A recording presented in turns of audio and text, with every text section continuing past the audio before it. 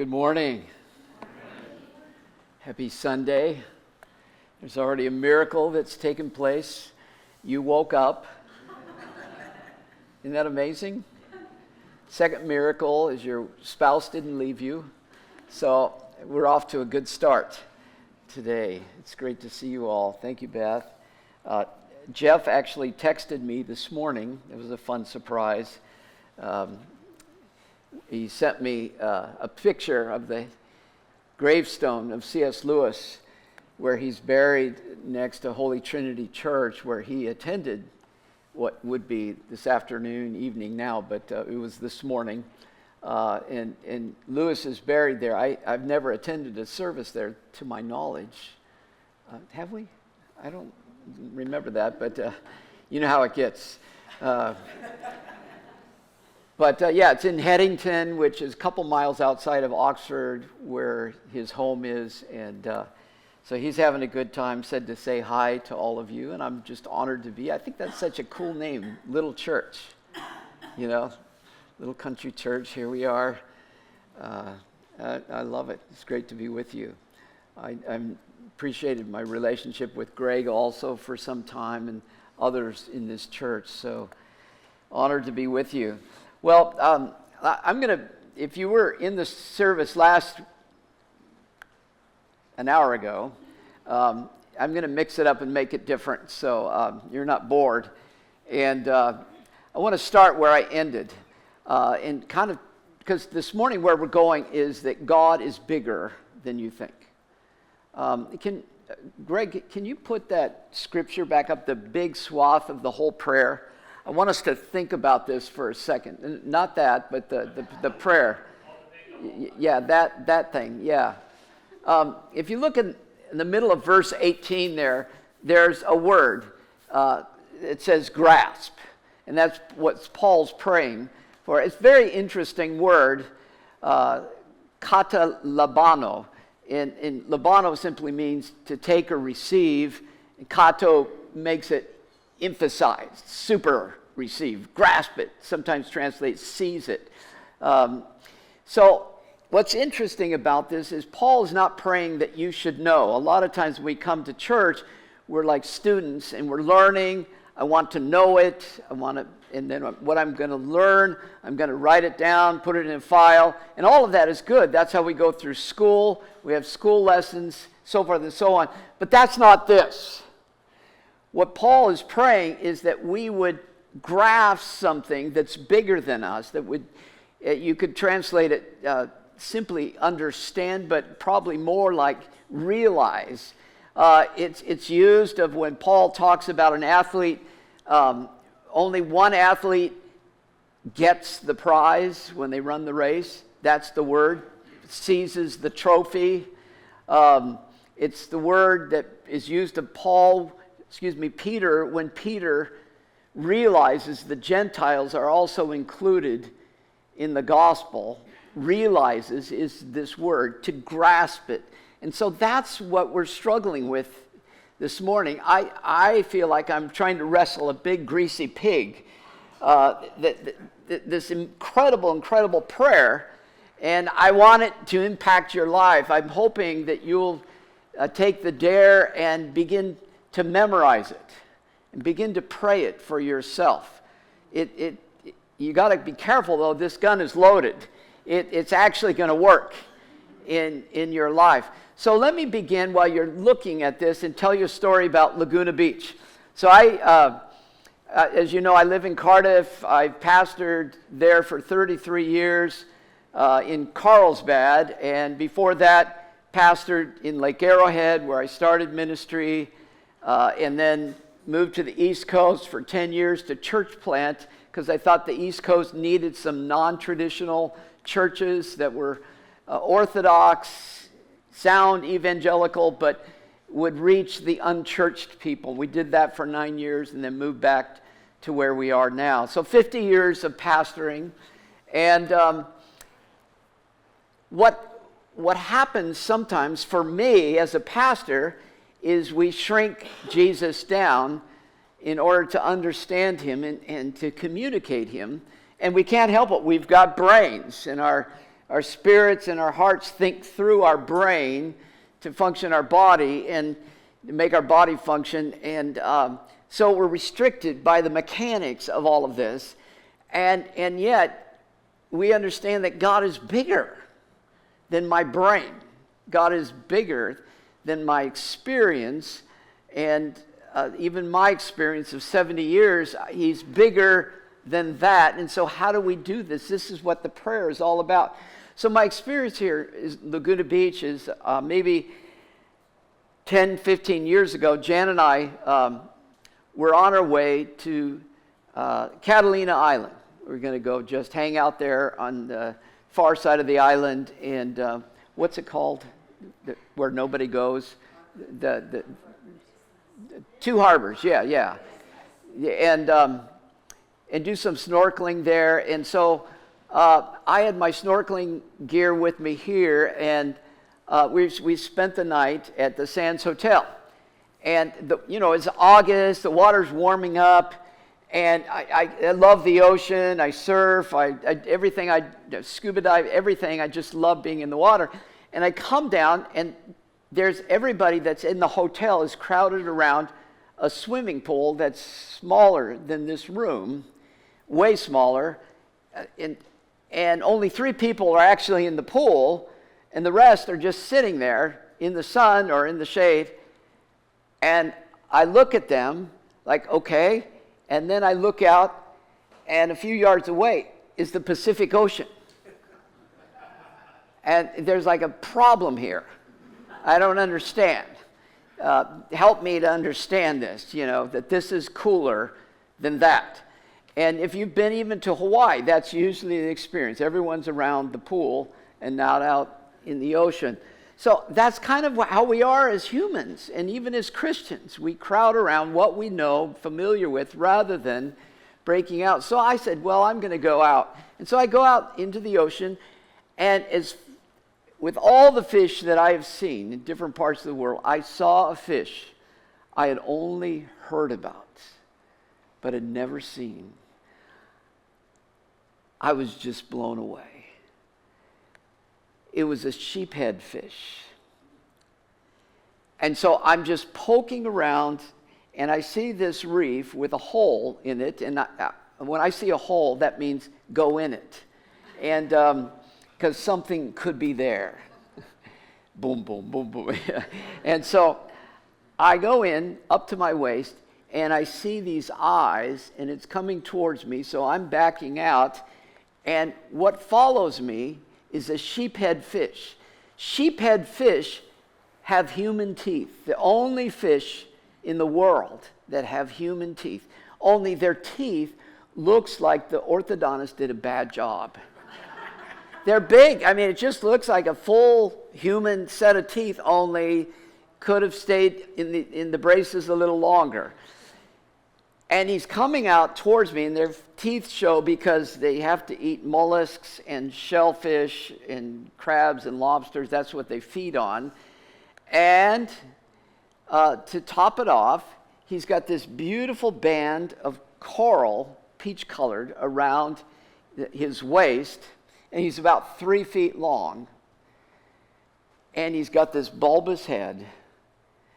And there's one more unique thing about him. Every sheephead is born female, but half of them become male after 7 or 10 years. The weirdest thing on the planet. Now you think you've seen everything, just like us. This prayer is about faith and love. Got that. I love this. Tell us the old stories of faith and love. My prayer is that something would blow your mind today, that you would super grasp something, or it would start you on the journey of saying, you know what, maybe I don't know. Maybe the rest of my life I should be discovering rather than just pretending that I know.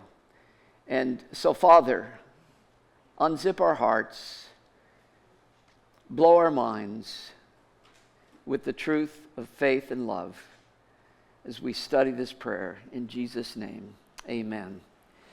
So the introduction is really quite simple if you want to look at. He bows his knee before the Father, from whom every family in heaven and earth derives its name. Every family. And he says in heaven. What incarnation does that mean? I guess there may be angelic groups, angelic ethnicities. I have no idea. It's beyond me. And then just to think of all the family groups, all the ethnicities. I don't know if you've done your 23andMe or whatever all those companies are to find out who in the world you are. But the Father is the origin of you. You have an earthly father. You may think good or ill of him. But beyond that, there is a heavenly Father that Paul invites us to pray to. He kneels out of reverence, respect. But this Father was introduced to us by Jesus, who called the Father Abba, which means daddy. In Aramaic, in Hebrew, sister language of Aramaic, in Hebrew, Ab, in English we'd spell it A-B, means father. But if you spell it A-B-B-A, it's like what we do with dad and daddy. It becomes daddy. And that's who Jesus called his Father, daddy. And then he invites us to call him daddy. Now you try that at any family relative gathering, and some are going to be put off. They're going to think that that's irreverent. Like, Rick, your daddy. How Southern California. But that's who Paul prays to. His Father. Our Father. And that's the prayer that Jesus gave us. The Lord's Prayer. Our Father. So this is who he's praying for. And this great inclusive prayer that includes all families is taking us into this big-hearted Father. So right from the get-go, this is not the fix-it God. You know how you used to try to fix everything when I was younger in my household. Now I tell Jen, call the electrician, call the plumber. I don't know. And I don't want to figure it out anymore. But we pray to God sometimes that way, the fix-it God. This is what's wrong, and he'll fix it. He does that, but he's much bigger than that. In the biggest prayer, one of the biggest prayers that we can pray is that our faith would be strengthened. This is the first part of the prayer. And the second part is love. But notice, he prays, in the very next line, he prays that out of his glorious riches. So this is a wonderful Father who's got a bigger toy sack than Santa Claus. That out of this glorious riches, this is who you and I are coming to pray. To give you the sense that Paul, remember, Paul is in prison here. And this is the irony. Paul is in prison. The Ephesians are out of prison. They're living, as you know, where Ephesus is modern Turkey. So they're out of prison. Paul's in prison in Rome. Paul should be having a bad day. They should be having a good day. And Paul is praying for them to discover the grandeur of God's love. Why is that? He should be saying, I'm having a miserable time, send more money. I'm having a miserable time, send more money. You know how the missionary letters you get, struggling, send more money. No, I am having an awesome time because of God and how big he is. So he uses a bunch of superlatives to bring us into his thinking here. And I want you to just look at the superlatives here because they're almost like an auto accident on the 5. Like they're just in the Thule fog, just started crashing into one another and banging into one another. And so all these superlatives bang into each other. A superlative, as you know, is something kind of feels exaggerated in its expression to get a point across. And so he uses so many. He says, first, in heaven and on earth. I can't think of any other place. The vast extreme, all the way from heaven and all over earth, glorious riches with all God's people, not just a few, wide and long and high and deep, surpasses knowledge, not just a little bit of knowledge, all the fullness of God, not just some of it, immeasurably. He can do immeasurably. You can't measure it. Even though he's telling us the length and height and width and breadth, you can't even measure it. More than you can ask or even imagine. Like the phrase in Princess Bride movie, inconceivable. You cannot imagine it throughout all generations, forever and ever. Okay, Paul, my mind is blown. Where are you taking us? This has got to be big. When I was in seminary up at Pasadena, there I am studying all this highfalutin stuff. And I went to the library to do a research project, and I saw books standing out of me. Now, what attracted me to the book was how small it was. You sometimes like small paperback books that are just 80 pages, 120 pages. But the irony of the book title was, Your God is Too Small. And I thought, how ironic, because small book, when I'm reading really big, fat books, and the small book is telling me, my God is too small. And I pulled it off the shelf and just read it very quickly, and it just spoke volumes to me. It was written by J.B. Phillips, who did the Phillips translation back in the 50s. And I've cherished that book ever since. So my suggestion to you, and I'm not offending you, I hope none taken, is your God is too small. Could it be that all I have thunk about God is not as big as he is? So you ready for the adventure? So let's start out with faith. His prayer is that you would be strengthened in your faith. How's that going to happen? I thought I accepted Jesus. I went to a Greg Laurie rally, which we just saw, amazing crowds, and I went forward. I checked the box, one and done, check. I am now a Christian. And now he's saying that your faith may be strengthened. And your faith may be strengthened by the power of the Holy Spirit. I thought I received the power of the Holy Spirit. One and done. Check. And now he's telling me that by the power of the Holy Spirit, my faith would be strengthened. And that Christ may dwell in my heart. I thought he already moved in. What's going on here? You can see that the invitation is there's more. There's more. And wow, what a time. Do you need your faith strengthened today? What a time to have Jesus living deeply in your heart. I was reading the news about the opening of the Paris Olympic ceremony, and reading about what the drag queens did with the Da Vinci's Lord's Supper, and even some people who identified themselves from our country as lesbian wrote in protest, calling this a mockery, that no matter how popular blasphemy art is in Paris, that this had gone too far, making fun of Christians.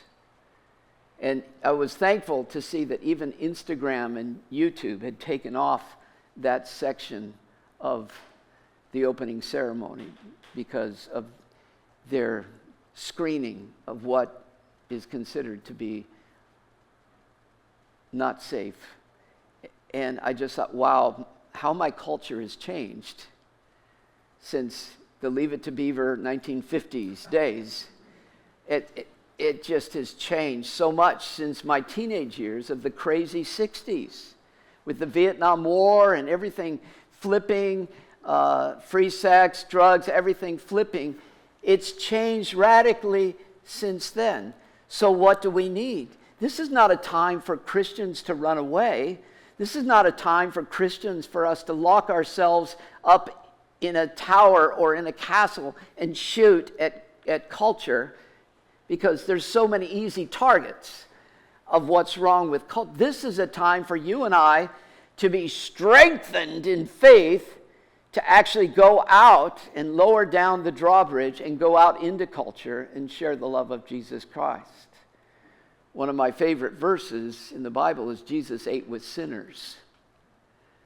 And so this is not a time to just sit back and hide and judge, but this is a time for us to go. But we can't do it without our faith strengthened. There was a time, there's many times in Scripture where people needed strength. Do you remember when the Israelites sent spies into the Promised Land? And 10 of the spies were terrified of the quote-unquote giants in the land. And only 2, Joshua and Caleb, says, yeah, we can do this. They had faith. The writer of Hebrews says, this is a time for our faith to be strengthened. This is a time, just like when Moses met the Red Sea, what do? In the words of Monty Python, run away, run away. No, this is a time to go in to the unknown because we believe in Jesus Christ. And so what do? We need our faith strengthened. And it's not just out there, it's in my own life. I'm having trouble making ends meet. I'm having trouble in my family and relationships. I'm having a struggle at work. This is a time for us to pray. And it's so good to know that we can be strengthened in our faith. I also have a background in psychology. And so I'm aware of the whole self-help section in what we used to call a bookstore. Just huge. And it just kept growing and growing and growing. But this is not that. This is not a story about you strengthening yourself in faith. This is a story about the Holy Spirit outside of you coming inside of you to strengthen your faith. It's an outside job done inside by the power of God in you. And your role is simply to pray the prayer. Cool. I didn't know we could do that. And God would answer this prayer. Amazing. So my faith needs to be strengthened. So the second part of the prayer, and you're going to love this, I hope you do, is us grasping the love of God. Understanding, not just knowing, but grasping the love of God. So let me read it to you again. In verse 17, and I pray that you, being rooted and established in love, may have power. Here's the word power again. Together with all of the Lord's holy people, to grasp or realize, that's that word we're talking about, how wide, how long, how high, how deep is the love of Christ, and to know this love that surpasses knowledge. Isn't that ironic? To know what surpasses knowledge, that you may be filled to the measure of all the fullness of God. Amazing. So the two prayers, faith and love, are actually merging here, because if you ask what do we primarily believe more and more when our faith is strengthened, we're believing more and more that He loves me. What do we believe from the beginning? I believe that for God so loved the world, so loved the world, so loved the world, so loved the world that He gave. And God crossed the infinite gap from heaven to earth, from deity to humanity, from infinity to finitude, to die on a cross because of his love for you. Wow. So the prayer is that we would grasp increasingly that love and see the faith that we're being strengthened with and the love coming together.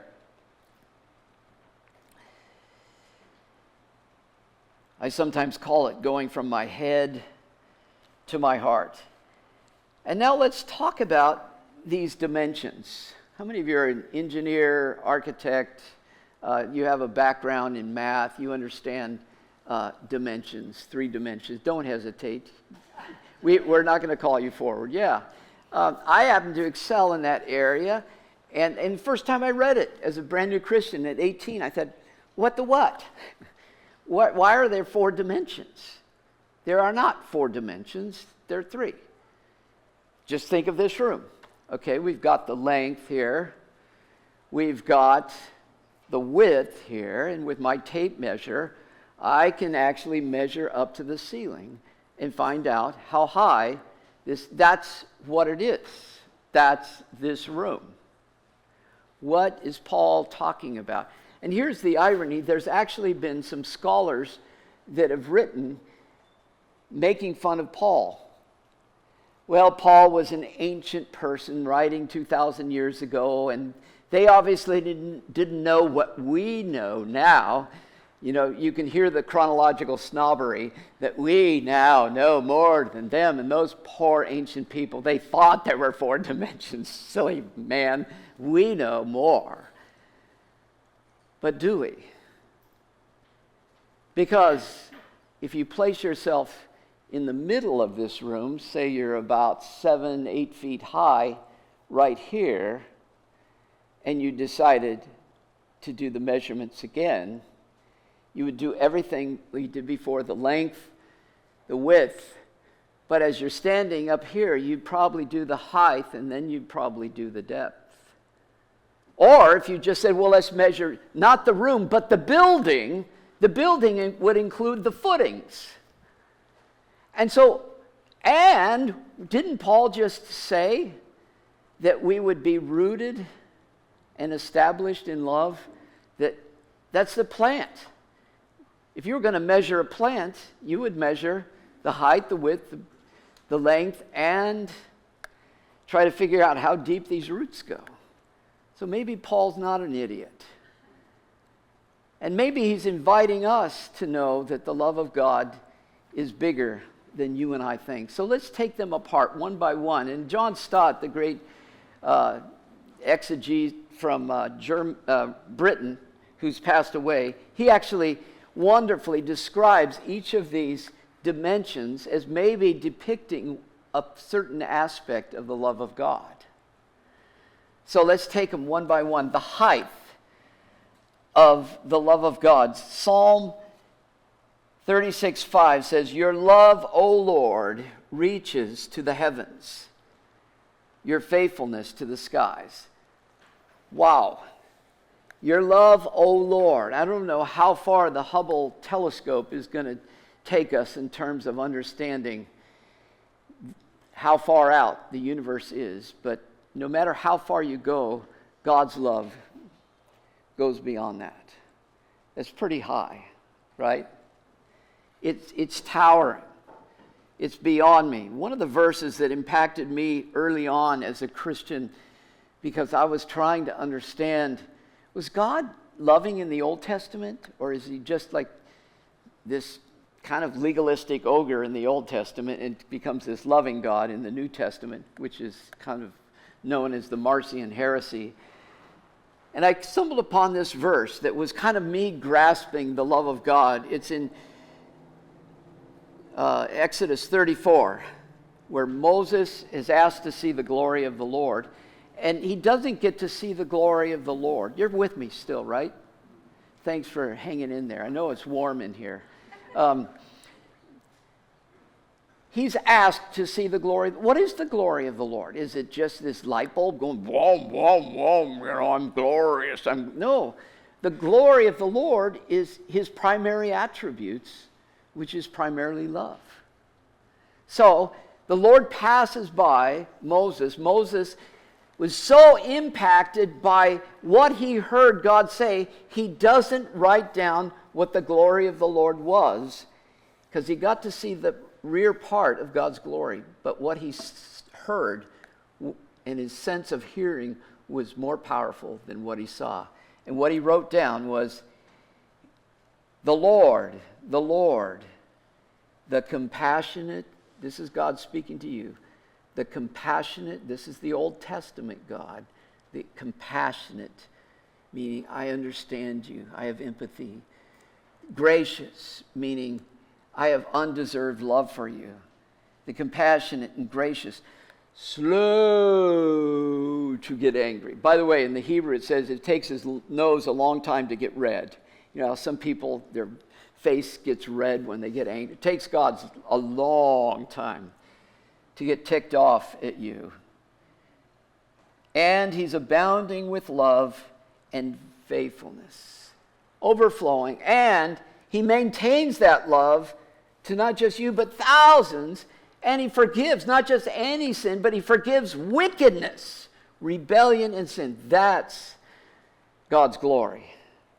Whoa. And that's God's love for you. How high is God's love? It's way high. When I was a high schooler, I went camping with a friend of mine, and I was a cross-country runner, and I thought, oh, this is perfect. I'm going to get some altitude training before the fall. And so he walked up, and I couldn't even walk up anymore, but I ran up the switchbacks to Yosemite, the top of Yosemite Falls. And in those days, back in 1843, I didn't know where the pathway went. Well, how do you look down into the valley? I don't know. Well, this stream seems to be going down to the valley, so I'll just walk along the stream. And I'm just zipping along the stream as a teenager, and I come to the edge. And I'm staring down to the bottom of the valley of Yosemite. Whoa. And I got down on my knees, and then I got down on my belly and crawled, because I was high. I was really high. And that's a picture of God's love for you. The next dimension that he gives us here is the breadth, or what could be translated the length of God's love. There's a word in the Old Testament. Those of you that have a Jewish background would know a chesed. It's the word we translate for loving kindness, or faithful love, or covenant love. But the meaning is lasting love that never ends. And it's not a love that easily comes out of Hollywood. So when the movies say, I love you, when the songs say, I love you, it's usually not chesed, because it means I may fall out of love with you next week. This is used 245 times in the Old Testament to describe God's love for you. So do you think there's something you can do that's going to tick him off, where he's going to stop loving you? Ain't going to happen. It's not going to happen. And that's big to know. There's a story in the Bible about Hosea, the prophet, marrying an unfaithful wife. And she's found to be unfaithful several times. And God says to him, take her back. Take her back. And it's a picture, a prophetic picture of what God did for Israel over and over again. It's who he is. He has faithful love, long-lasting love for you. I love the description of love in 1 Corinthians 13:8. Love never fails. Never. And then there's depth.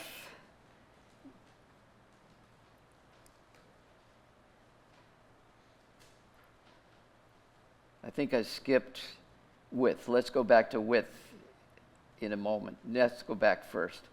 to width. I don't know how I skipped that. Width, John Stott would say, might be talking about how wide the God is willing to love everybody, not just the people you and I feel comfortable with. And that's a big deal because inclusion is a big buzzword in our culture today in America. But the inclusion is not the biblical inclusion that we're talking about. We're not talking about putting up with people. We're not talking about admitting that people group are Americans, even though I don't like them or agree with them. This is talking about a God the Father who puts his arms around people and loves them, not because of what they believe, but because that's who he is. As I said, one of my favorite verses is Jesus ate with sinners. Just rattled the cages of the Jewish leaders that Jesus, being the claimed Son of God, would eat with yucky people. And yet that's what God does. That's who he is, this breadth. Can you imagine yourself? Let's do this. You've worked so hard and you got this deal. You went online and you've got this deal, and you get, for a small amount of money, you get to upgrade your economy ticket on an airline to business class or maybe even first class. And it's big because you're flying all the way to Europe. You're flying somewhere where it's really going to be good to have some leg room and everything else. And you've thought about, you planned it out, you earned your money, you went online, you got the deal, everything. And the announcement comes on that they have seated too many passengers. Does anyone want to give up their seat and go on another day or a few hours? And you just think, no, that is not happening. That is not me. And they can't find anybody who's willing to do it. So the solution is to pull some straggler out of the back of the plane, and they bring him up because there's an empty seat near you, first class. And you sit and see him or her sitting next to you, and you're thinking, I worked my tail off for this seat, and I really value the fact, and look at them. They're this many years old, and look how they're dressed. And they don't even appreciate it. And that helps us to understand God's fine with it. How you doing, little buddy? God's love is that wide. He's bigger, wider than our love. And then finally we come to the depth of God's love. This is where the roots go down deep and we discover the love of God. Because I think the roots, the lowness, the depth of God's love is, to me, perhaps the most profound. In Psalm 39:7, we read, "Where can I go from your spirit? Where can I flee from your presence? If I go to the heavens, you are there. But if I make my bed in the depths," or Sheol, or sometimes translated hell, "if I make my bed in the depths," oh my gosh, you're here. There's nowhere that you can flee from God. Or Romans 8:37, "No, in all these things we are more than conquerors, though through him who loved us. For I am convinced, I have grasped, that neither death, nor life, nor angels, nor demons, nor things present or the future, nor any powers, neither height nor depth, nor anything else in all creation will be able to separate me from," there it is, "the love of God." This is huge, because every Christian here is going to go through a depth time in your life, maybe a few, where you're praying or you're looking in the mirror and asking, can God really love me? You jerk. You idiot. Look what you've done, or look what happened to you. And can God love you? We have to know that We have to be able to grasp that this is the God who loves you in the depths of your experiences in life. Do you remember the story of Peter? Not Peter, quick to the mouth Peter. Peter who failed, who denied the Lord, his best friend, his Lord, 3 times. And did you know that occurs in the same chapter where Judas betrays Jesus? It's predicted in the same chapter. And you and I separate in our minds because we know Peter goes on to write a couple books for the New Testament. He's amazing. He preaches there on Pentecost. Peter's amazing. Oh yeah, I denied the Lord. Yeah, it was 3 times. Are you kidding me? If you called yourself my best friend and you denied me once, I don't know, Mark. Nope. I wouldn't even call a bad preacher like that my friend. Don't know him. And you did it 3 times and it got back to me? I'd be so wounded. If I saw you again, I would confront you. I'd say, we need to talk. We need to talk right now. I may make you jump through hoops. I may tell you get on your knees and walk up St. Peter's Cathedral a few times to just prove that you're really, really repentant. So Jesus meets up with Peter a month later, shores of Galilee. It's recorded in the book of John because John apparently followed behind Peter just to hear what Jesus was going to do with this. This is big. And they walk along for a while and Jesus just says, hey, Peter, do you love me? He says, yeah, I love you. He said, right on. Feed my sheep. Walk along a little bit longer. Peter, do you love me? Lord, you know I love you. Right on. Take care of my lambs. A little bit longer. Peter, do you love me? The text interprets itself. The text says Peter was grieved because he heard him ask the 3rd time. He knew what Jesus was doing. In a class act, without condemning him, without rubbing his nose in it, he was letting him confess 3 times what he had denied 3 times. Never asked him about, and Peter says, Lord, you know all things. Meaning, you know me. Yeah, I love you. He says, good. Then get to work. He reinstated him, never embarrassed him in front of the other disciples, and in so doing, not only forgave him, but moved on because of the depth of his love. And that's the God who loves you. He doesn't want to rub your nose in your failures. He wants to get you back up. It's my favorite line in Top Gun. Got to get him up flying again. Because that's what you were made to be, a follower of Jesus. There was a book that came out a generation ago called A Severe Mercy by Sheldon Van Auken, who lost his wife. And he walks through this journey as they're a friend of C.S. Lewis, and they're discovering God's mercy in the midst of loss.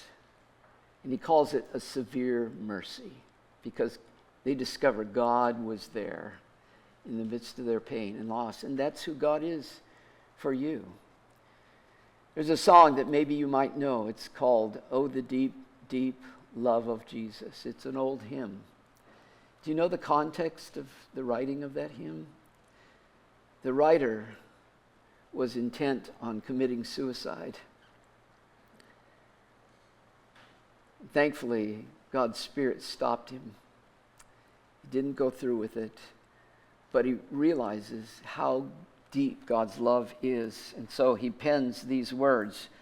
Oh, the deep, deep love of Jesus, vast, unmeasured, boundless, free, rolling as a mighty ocean